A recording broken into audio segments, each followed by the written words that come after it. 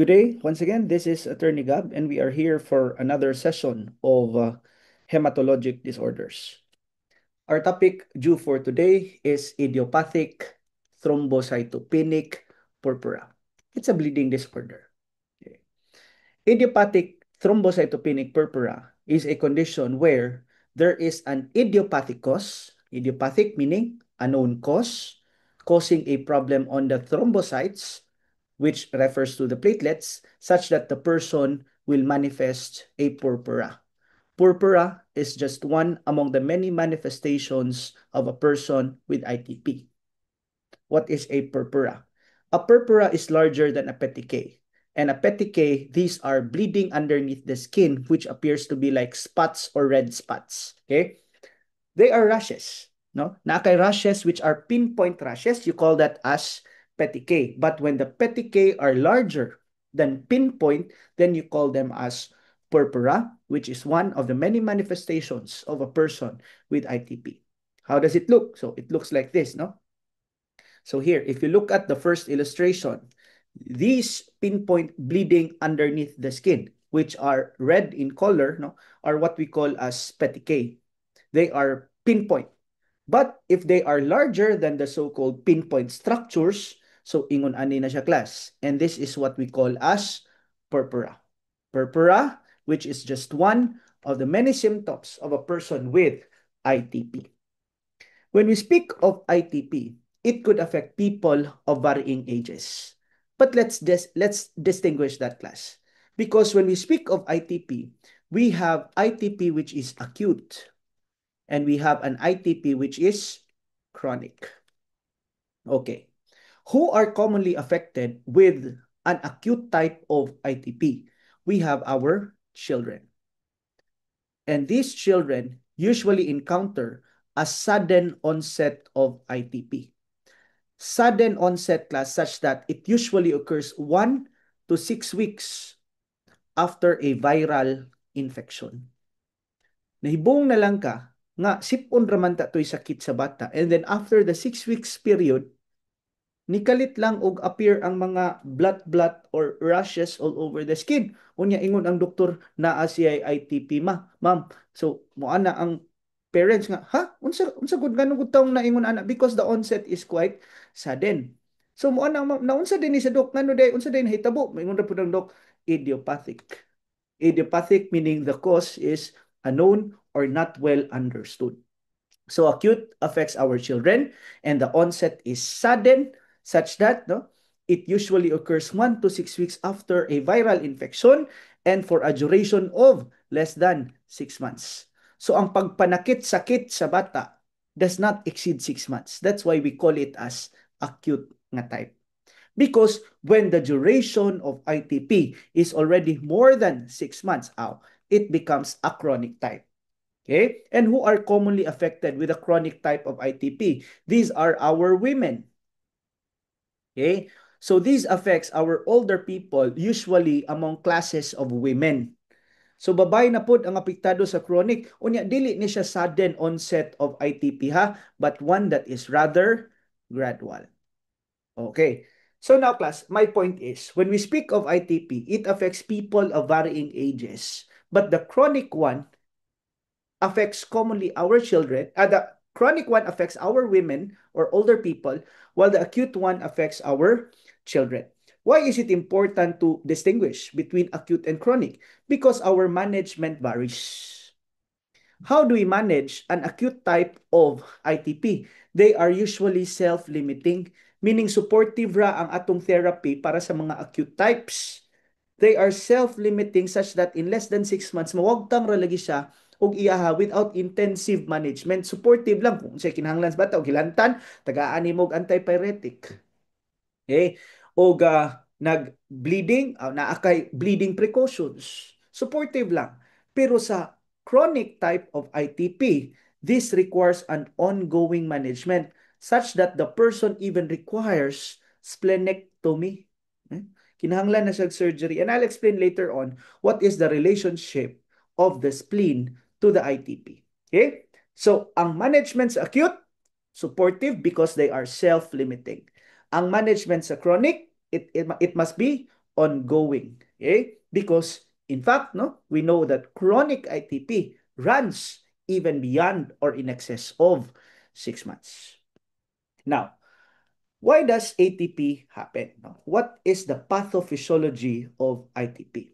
Well, as I have said, class, your ITP is idiopathic.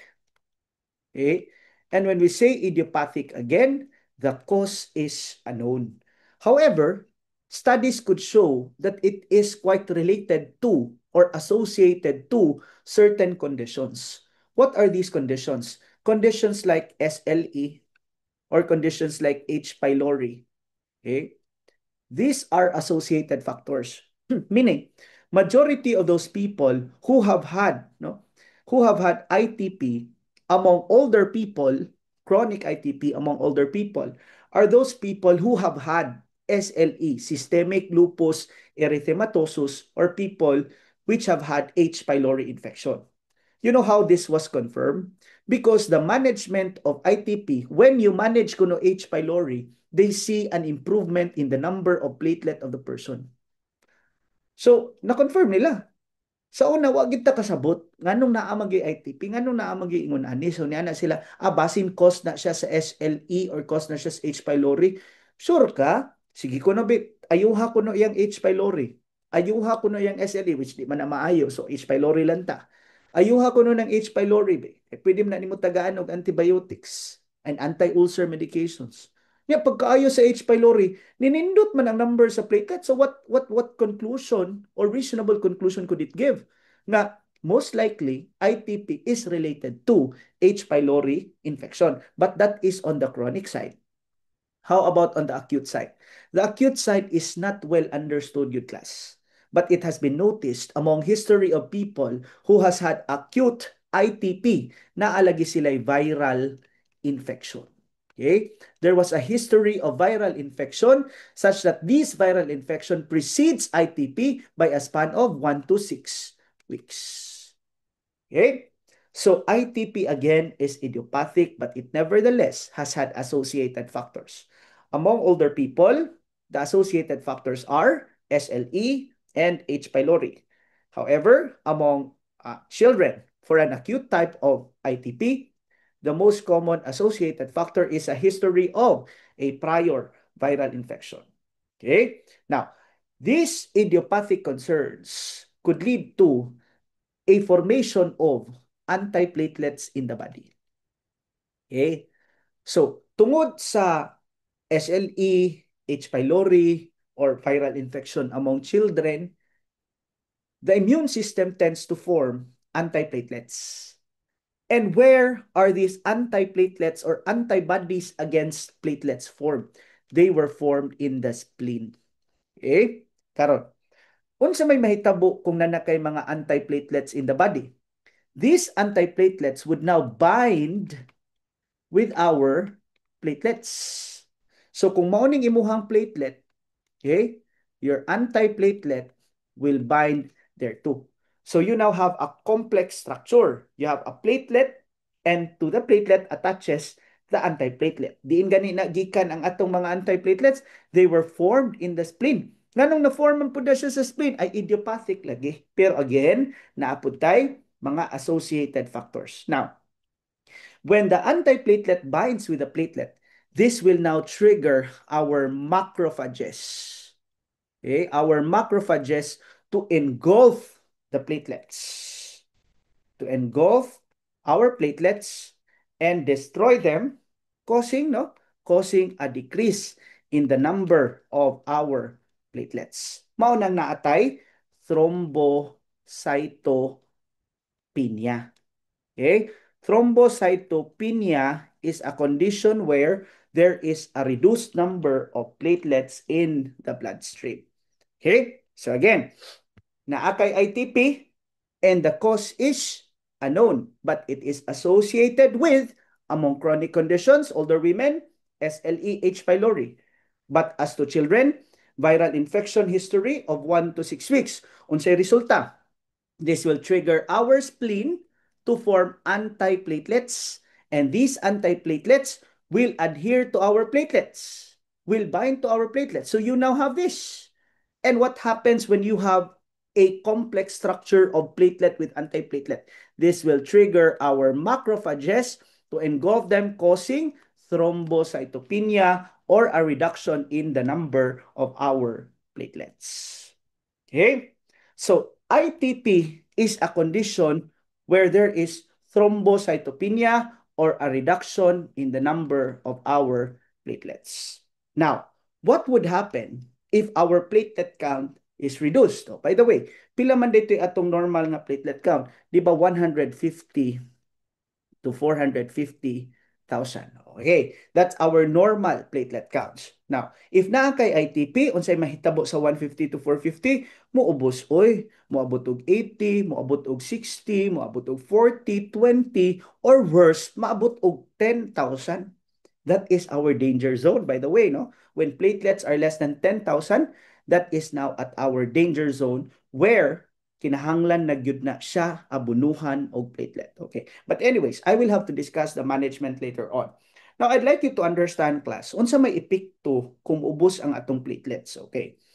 Unsa may function sa platelets? Remember, class, that every time that we have an injury, unya na tay bleeding nga mahitabo, there are two components that participates in stopping the bleeding. Okay? So this bleeding is stopped by either the platelets or the clotting factors. So nagani kay injury, muhunong ang dugo tungod ni platelet o tungod ni clotting factors. Unsa may kalainan? Ang kanang platelet, class, it is responsible for the creation of a temporary seal over the bleeding, while your clotting factor reinforces it such that it creates a permanent seal over the bleeding. Such that kung ang tao ubos og platelet, magdugo. Or kung ang tao ubos og clotting factors, magdugo gihapon. Okay? And a condition where platelet is low is ITP. And a condition where the clotting factor is low, no? An example of that is your hemophilia, which will be a subject of another discussion. Okay, so let's focus now on conditions such that there is a reduction in the number of platelets. Ubos ang imuhang platelets, or ang imuhang platelet is less than 150 to 450,000. So when platelets are low, there are two classes of manifestations. And we classify these manifestations as early and manifestations which are late. Okay. So kung ubos ang imuhang platelet, unsa man ang mga early manifestations? I would like to call the early manifestations, class, as your dry bleeding. Okay? You don't see blood gyud nga ni agas gyud ang imuhang dugo. While the late signs of ITP are called your wet bleeding, o kana kita na jud ka nga naa gyud ni awas nga dugo. Okay? So, unsa may mga examples of symptoms which falls under dry bleeding? Okay? You can have your bruising. Okay? Number two, you can have your petechiae. And you can have your purpura. Okay. So these are your early signs. Okay. Which falls under the category of dry bleeding. Pero kung late na gani siya nga sign, grabe na kaubos ang imuhang platelet, makakita na gyud kas dugo nga moawas. Unsa may mga dugo nga moawas? Kung ang dugo moawas sa ilong, epistaxis. Okay? Dugo mogawas sa imuhang gums. Okay? Gum bleeding. Dugo nga imong isuka, hematemesis. Okay? Dugo nga imuhang ikalibang, depende, no? When it's old blood, you call it as melena, old bleeding. When it's fresh blood, you call it hematochezia. Okay? Or fresh blood. So on the stools, kita gani ka ang dugo itom na, melena ang tawag. Kung ang dugo sa stool kay fresh pa, puwa pa kaayo, tawag ana hematochezia. Nganong ingon ana man sir? When the bleeding affects the upper gastrointestinal tract, gikan sa baba, gikan sa tutunlan, esophagus. So, gikan dito ang dugo, pag abot ana dito sa imuhang stool, itom na siya og kolor. Old na ang imuhang dugo, dark na siya. So remember, melena, miluma na. Pero kung ang bleeding is at the lower gastrointestinal tract, let's say for example, nasa imong anus or sa large colon, na kay sa madidto, syempre fresh pa kayo ang dugo inigawas. So bright red, fresh red ang imuha. So remember, hematochezia, imong classmate nga si Chezia, fresh pa. Okay? So melena, miluma na. Si Kija, fresh pa siya. Okay? So there. You have bleeding in the nose, epistaxis, gum bleeding, hematemesis, okay? Kung malibang, either dark blood, you call it as melena, or fresh blood, you call it as hematochezia. And among women, kay women manjoy kasagaran din ilang bleeding will be excessive during menses. So menses are heavy. Okay? Menses are heavy. And you call that as menorrhagia. Menorrhagia or excessive bleeding during menstruations. And the worst case scenario, okay, the worst case scenario or the most severe form of bleeding in patients with ITP is bleeding in the brain. We call that as intracranial hemorrhage. Okay? So now, class, you have a clear view about the different manifestations of a patient with ITP. Because there is bleeding, no? Delikado man gud pud magka-hypovolemic shock or magka-hemorrhagic shock ang imuhang pasyente. Then we must have to manage them. So, what are the management for patients with ITP? So, first and foremost, class, you need to stop offenders. Okay? Stop those medications that could trigger bleeding, no? Even as simple as an analgesic, class. Even as simple as an ibuprofen. Sakit akong lawas, inom kog ibuprofen. Kay balo ba mo nga pwede na makatrigger og gastrointestinal bleeding because it can cause ulcerations? And there are antibiotics also, no, that could cause bleeding. Unsa man nga antibiotic katong imong mga sulfonamides. Okay? So need to avoid ibuprofen and you need to avoid or to stop your sulfonamides. Okay? Sa may mga common brands sa sulfonamides, kanang mga Bactrim class, they are sulfamethoxazole Bactrim. Those are sulfonamides. Sulfodiazine, those are sulfonamides. They are commonly given to patients with skin infections, urinary tract infections, or respiratory infections. So kung ingon ana man lang gani ang imong mga tambal, unya naa ka na diagnose ka na naa kay idiopathic thrombocytopenic purpura kay ubos kaayo ang imuhang platelet, then you have to stop these offenders. Okay, listen to this. Unsa may atong buhaton nga surgery din ha? Splenectomy. Okay? You can do your splenectomy. The question is, sir, nganong kinahanglan man ta mag-splenectomy sa ITP? Remember, class, unsa ti problema nato sa ITP? It is idiopathic. Okay? Remember, it is idiopathic. In the case of chronic, it is caused by your SLE or it is caused by your H. pylori infections.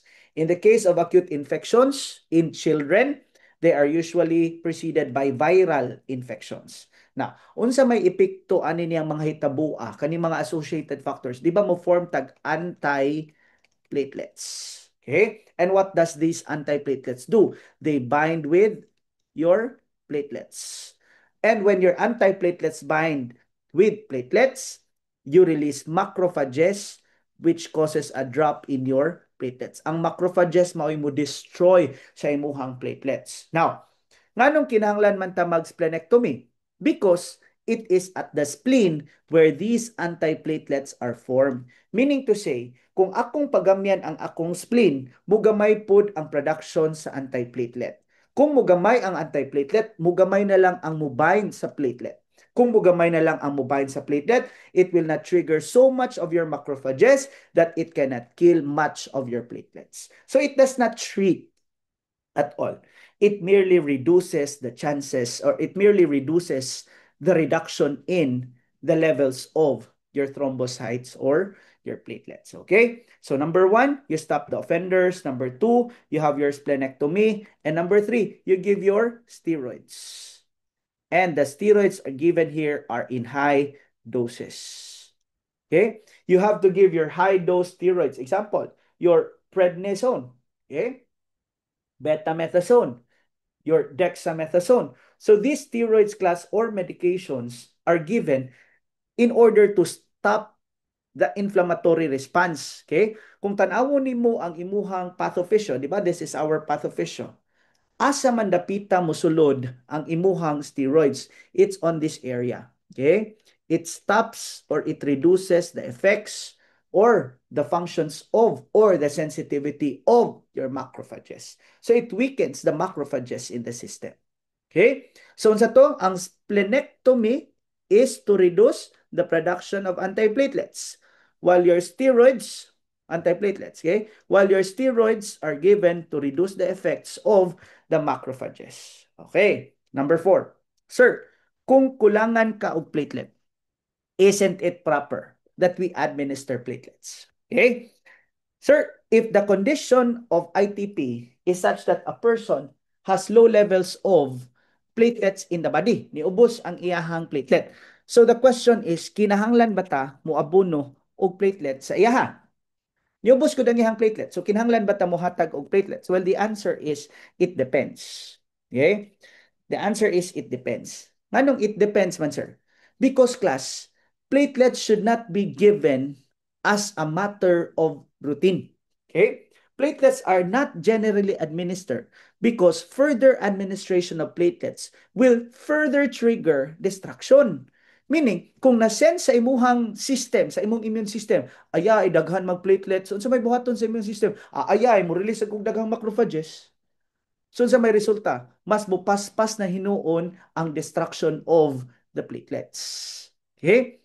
So while it is true that ITP is a condition where the number of platelets in the body is reduced, but we do not administer platelet, no, as a matter of routine because administration of platelets will just trigger further macrophage reaction.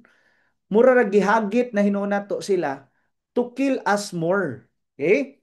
But of course, we will administer platelet if the level is already low, if we are already at the danger zone.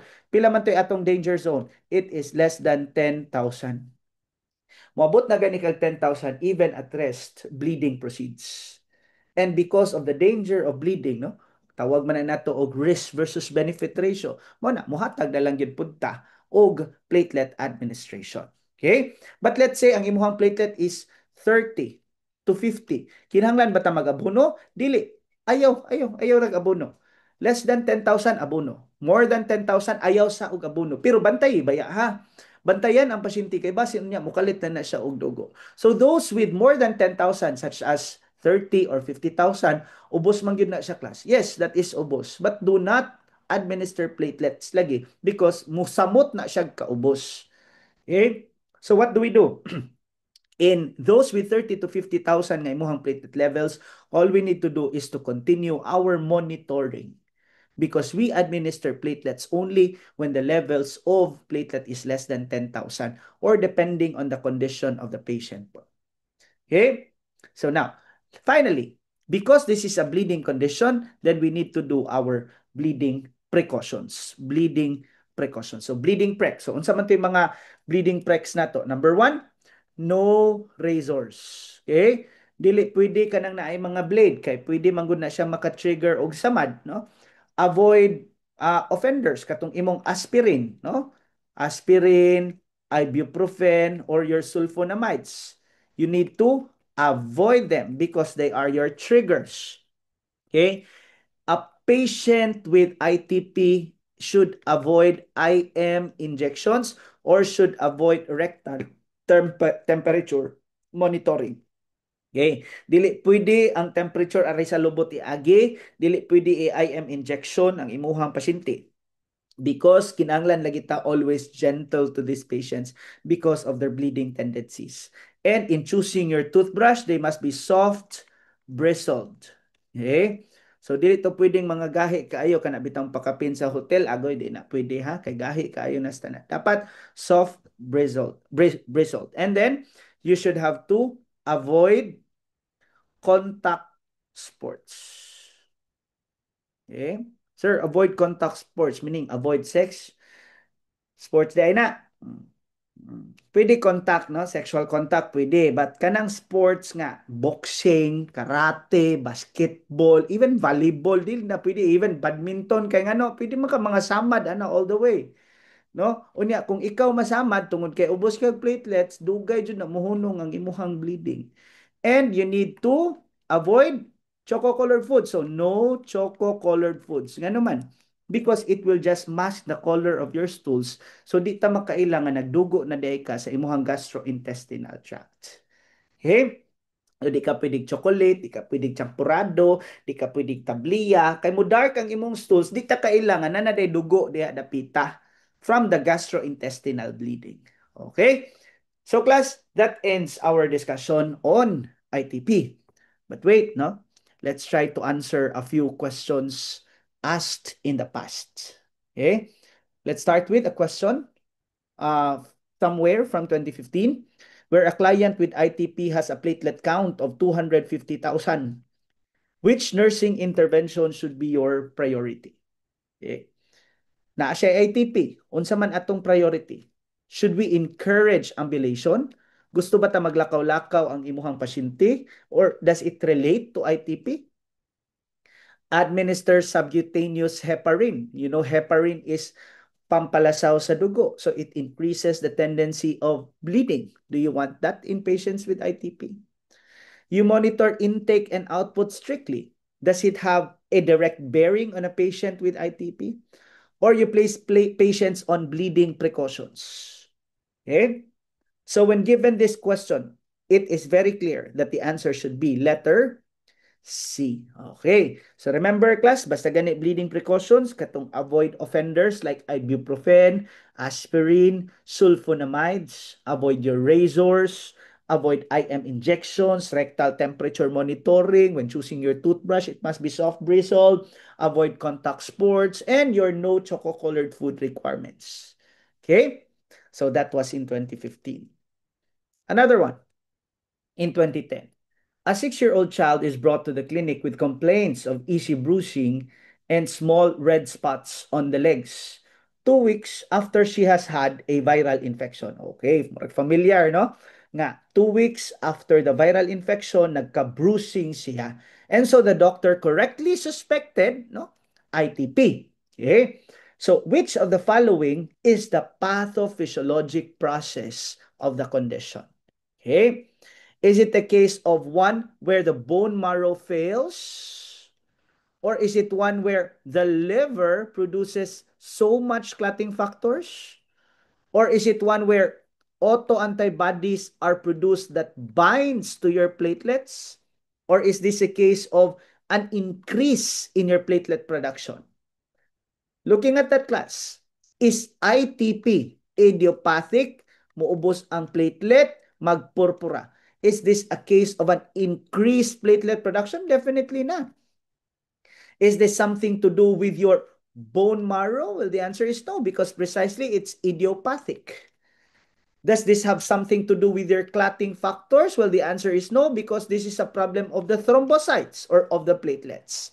Therefore, your answer should be letter B, because when antiplatelets are formed and it binds to the platelets, then the macrophages will destroy our platelets, causing them to reduce, a condition called thrombocytopenia. Another one. A nurse is explaining the treatment goal for a client newly diagnosed with ITP. So which statement by the nurse best describes the goal in the management of ITP? Do we want a platelet to become normal at 250? Kaya ba? Kaya ba sa katao nga na ITP nga mo normal gyud, gusto jud tag 250 gyud ang iyahang platelet? Or to at least achieve a safe platelet count, meaning more than 10,000, more than 50,000, safe lang. Maula na atong minimum goal. And the goal is to permanently cure the condition? Or do we want to just prepare the patient for splenectomy? So what should be the best answer?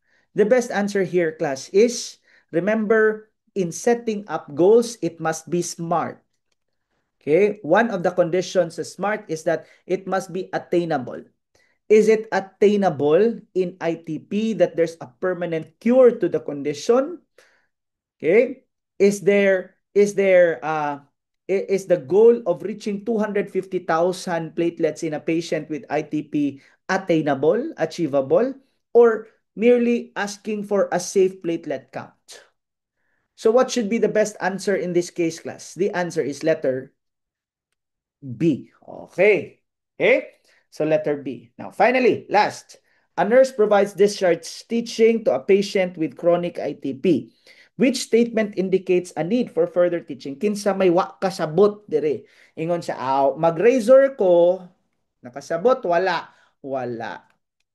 Okay? I will use, no? Wala siya kasabot. Indicates a need for. I'll avoid.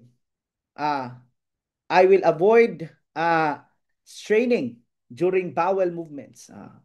Okay, so that's good, no? That's a good practice. I will use a soft toothbrush. That's also soft toothbrush. And I'll use ibuprofen for headaches instead of aspirin. I'll take ibuprofen for headaches instead of aspirin. Is it good to use ibuprofen? Is it good to use aspirin? Well, both are. Kasabot siya, no? Because ibuprofen is similar to aspirin, which could trigger. So here's a case where you can choose either A or D as one, which has uh the probability of being the answer. So in this case, what should be the best answer? Personally, class, I'll take letter D as the answer. This is one who did not understand it well. Because an electric razor is minimally invasive compared to the traditional razor. Mas dili man ka masamad sa electric razor kaysa the traditional blade nga imuhang gamiton. Okay? So the best answer here is, ingon siya, ay mo inom na lang kog alaksan, di lang ko mag-aspirin, nakasabot ba ka? Wala, wa ka kasabot dong. Giingnan bitaw kag ayaw pag analgesic, ayaw pag ibuprofen, ayaw pag aspirin ya. Moingon na nung kag moinom ka na ikaw may pinakagahig ulo. So the answer is letter D. Okay? Sayang mo gahig-gahig ulo. So class, that ends our discussion on ITP. Special shout out to our friends from Tacloban and our friends from Bipso. Have a good day, everyone. And that's all for today. Thank you for watching.